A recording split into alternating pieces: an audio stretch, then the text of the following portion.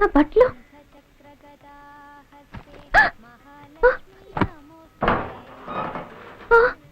అయ్యో ఏమండి సూట్ కేసులో వీరి వల్ల నా బట్టలు ఏవీ కనిపించడం లేదు. పోలీసు దొంగ ఎవడొస్తాడే సరిగ్గా చూడు పో.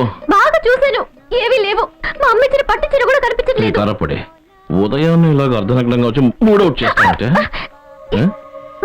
ఏంటి ఇంట్లోనే ఉన్నాడా? ఏంటి అసహ్యంగా మాట్లాడుతున్నావు? అసహ్యంగానా? మీరేగా అన్నారు వీపీ అంటే వెరిపులయ్యా, పీపీ అంటే పిచ్చిపులయ్యా. అది మిగతా వాళ్ళ కోసం. నిజమైన అర్థం ఏంటో తెలుసా? నాకు డర్టీ కేస్ ఇవ్వు. అవును, ఇద్దరు స్నానం చేశాక ఇస్తే బ్యూటీ కేస్, స్నానం చేయకుండా ఇస్తే డర్టీ కేస్. ఇవ్వు.